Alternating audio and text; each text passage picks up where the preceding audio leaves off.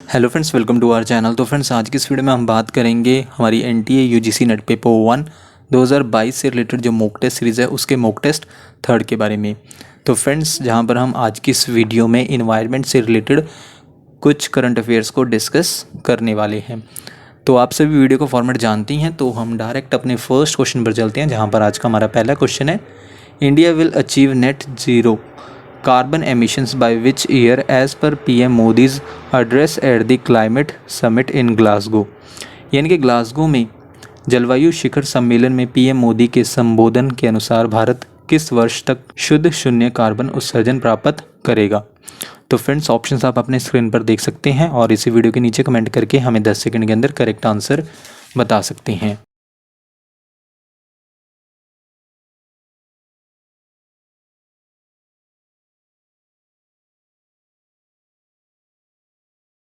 India achieve करेगा net zero carbon emission कौन से ईयर तक? ऑप्शन डी 2070 तक, यानी कि 2070 तक इंडिया अचीव करेगा नेट ज़ीरो कार्बन एमिशन। जहां पर पीएम मोदी ने एड्रेस किया, इसे संबोधन किया कहां पर? क्लाइमेट समिट जो कि ग्लासगो में हुआ था। तो फ्रेंड्स, इस क्वेश्चन को हम थोड़ा डिस्कस कर लेते हैं। सबसे पहले COP26 जहां पर इंडिया ने प्रॉमिस किया है अचीव करने का नेट ज़ीरो कार्बन एमिशन 2070 तक। Conference of the parties 26, in short COP26, जिसे 2021 United Nations climate change conference और साथ ही साथ COP26 या फिर 26 United Nations climate change conference के नाम से भी जाना जाता है। जहां पर ये COP26 कहां पर हुआ? SEC सेंटर, जो कि स्कॉटलैंड का लार्जेस्ट एग्जीबिशन सेंटर है। कौन सा?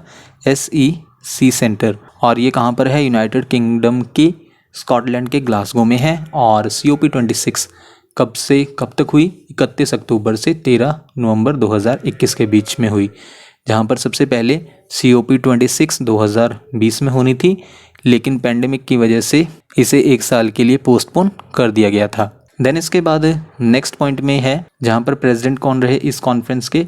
यूनाइटेड किंगडम के cabinet minister Alok Sharma president रहे इस कॉन्फ्रेंस के। देन इसके बाद नेक्स्ट पॉइंट में हम ऑलरेडी डिस्कस कर चुके हैं कि कोविड-19 पैंडेमिक की वजह से इसे एक साल के लिए डिले कर दिया गया था। किसे? COP26 को। देन इसके बाद 26 conference of the parties, in short COP26 United Nations framework convention on climate change के लिए था। देन इसके बाद ये 26 कॉन्फ्रेंस ऑफ द पार्टीज थी United Nations framework convention on climate change, in short UNFCCC के लिए। और इसके अलावा ये third meeting of the parties थी पेरिस एग्रीमेंट के लिए। और 16th यानी कि 16वीं मीटिंग थी, जहां पर पार्टीज की मीटिंग थी 16वीं क्योटो प्रोटोकॉल के लिए। देन इसके बाद नेक्स्ट पॉइंट में कॉन्फ्रेंस ऑफ द पार्टीज को हम डिस्कस कर लेते हैं। इन शॉर्ट इसे COP के नाम से भी जाना जाता है, जो कि एक डिसीजन मेकिंग बॉडी है, यानी कि एक निर्णय लेने वाला निकाय है जो रिस्पॉन्सिबल है, जिम्मेदार है किसके लिए? मॉनिटरिंग के लिए और रिव्यू के लिए, यानी कि निगरानी और समीक्षा के लिए। और किसकी निगरानी और समीक्षा के लिए? कि इम्प्लीमेंटेशन हो रहा है United Nations framework convention on climate change का, तो इसकी मॉनिटरिंग और रिव्यू के लिए है conference of the parties, in short COP। Then इसके बाद COP जो है 197 नेशंस और टेरिटरीज को, जिन्हें पार्टीज कहा जाता है, उनको एक साथ में लाता है। और इन 197 पार्टीज ने साइन किया है फ्रेमवर्क कन्वेंशन को। और ये COP हर साल मिलते हैं, कब से? 1995 से। देन इसके बाद फ्रेंड्स, हमारा एक क्वेश्चन इस तरह से भी बनता है कि when was the first conference of the parties, यानी कि पार्टियों का पहला सम्मेलन कब हुआ था? तो first conference of the parties United Nations framework convention on climate change के लिए, इन शॉर्ट COP1, ये कहाँ पर हुआ था? बर्लिन में हुआ था 28 मार्च से 7 अप्रैल के बीच 1995 में। इसके बाद हमारा नेक्स्ट पॉइंट है United Nations framework convention on climate change. तो हमें इसके बारे में भी पता होना चाहिए, इन शॉर्ट UNFCCC के बारे में, क्योंकि इस टॉपिक से भी अक्सर एग्जाम में क्वेश्चंस पूछे जाते हैं। तो United Nations framework convention on climate change, in short UNFCCC, इसे इस्टेब्लिश किया गया था। इंटरनेशनल इन्वायरमेंटल ट्रीटी है, यानी कि एक अंतर्राष्ट्रीय पर्यावरणीय संधि है, जो किससे कॉम्बैट करने के लिए है? किससे निपटने के लिए है? जो डेंजरस ह्यूमन इंटरफेरेंस होता है, किसके साथ? क्लाइमेट सिस्टम के साथ, यानी कि जो जलवायु सिस्टम है उसके साथ जो डेंजरस ह्यूमन इंटरफेरेंस होता है, उससे निपटने के लिए है UNFCCC, जो कि एक अंतर्राष्ट्रीय पर्यावरणीय संधि है।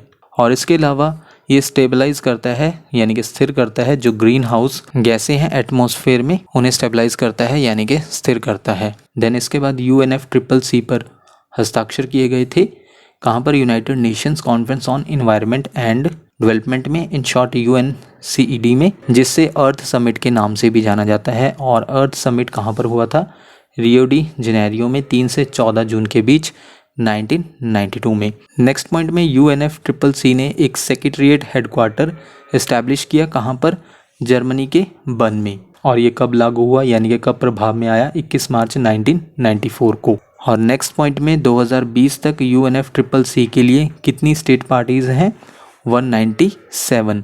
और ये एक सुप्रीम डिसीजन मेकिंग बॉडी है कॉन्फ्रेंस ऑफ द पार्टीज के लिए, इन शॉर्ट COP के लिए, जो हर साल मिलते हैं और असेस करते हैं यानी कि मूल्यांकन करते हैं कि क्या प्रोग्रेस हुई है डील करने में, किसके साथ? क्लाइमेट चेंज के साथ यानी कि जलवायु परिवर्तन के साथ। देन इसके बाद फ्रेंड्स हमने नेक्स्ट पॉइंट में नेट ज़ीरो के बारे में बात की थी क्वेश्चन में, जहाँ पर इंडिया अचीव कर लेगा नेट ज़ीरो कार्बन एमिशन कौन से साल तक? 2070 तक। तो आपको पता होना चाहिए कि नेट ज़ीरो क्या होता है।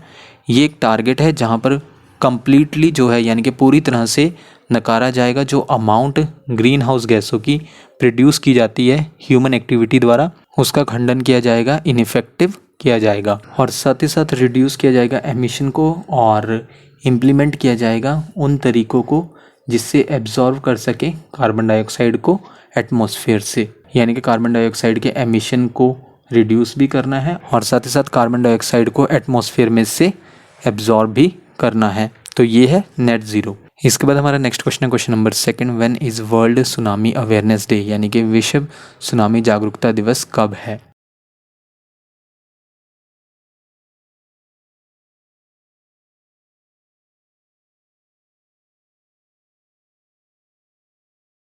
इसे हर साल सेलिब्रेट किया जाता है, ऑप्शन बी 5 नवंबर को, जहाँ पर 5 नवंबर को हर साल वर्ल्ड सुनामी अवेयरनेस डे को सेलिब्रेट किया जाता है। दिसंबर 2015 में यूनाइटेड नेशंस जनरल असेंबली ने घोषित किया 5 नवंबर को कि हर साल 5 नवंबर को सेलिब्रेट किया जाएगा वर्ल्ड सुनामी अवेयरनेस डे, ताकि रेज़ किया जा सके सुनामी की अवेयरनेस के बारे में और शेयर किया जा सके जो इनोवेटिव अप्रोचेस हैं, रिस्क को कैसे कम किया जा सकता है सुनामी के, क्योंकि पिछले 100 सालों में सुनामी ने 2,60,000 से ज़्यादा लोगों की जान ली है। इसके बाद हमारा नेक्स्ट क्वेश्चन है question number 3, which nation became the 101st signatory country of the international solar alliance, यानी कि कौन सा देश अंतर्राष्ट्रीय सौर गठबंधन का 101वां हस्ताक्षरकर्ता देश बन गया है?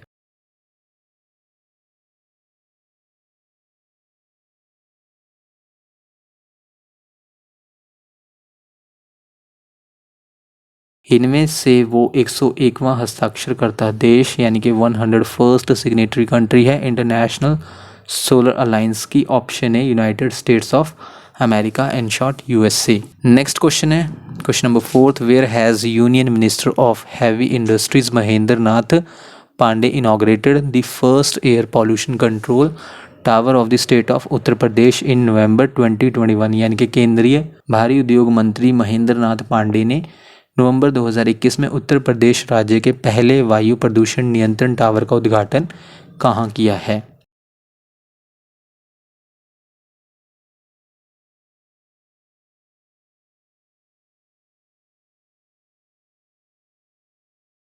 ये किया गया है ऑप्शन ए नोएडा में, जहाँ पर नोएडा में union minister of heavy industries कौन है करंट?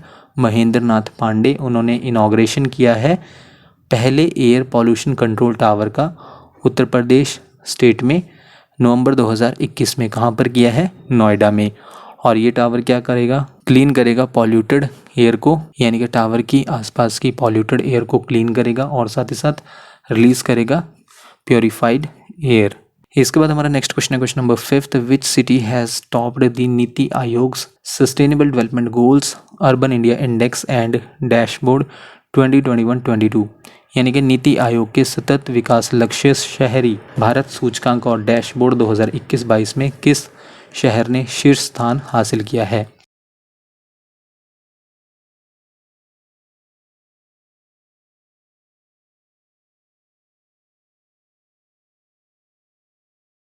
वो शहर है ऑप्शन ए शिमला। जो टॉप पर रहा नीति आयोग के sustainable development goals urban India index and dashboard 2021-22 में। और इसके अलावा बॉटम में कौन रहा? झारखंड का धनबाद जो है बॉटम में रहा SDG urban India index and dashboard 2021-22 में। और आज का हमारा लास्ट क्वेश्चन है question number 6, which is the world's most polluted capital for the third straight year as per 2020 world air quality report. यानी कि विश्व वायु गुणवत्ता रिपोर्ट 2020 के अनुसार लगातार तीसरे वर्ष दुनिया की सबसे प्रदूषित राजधानी कौन सी है?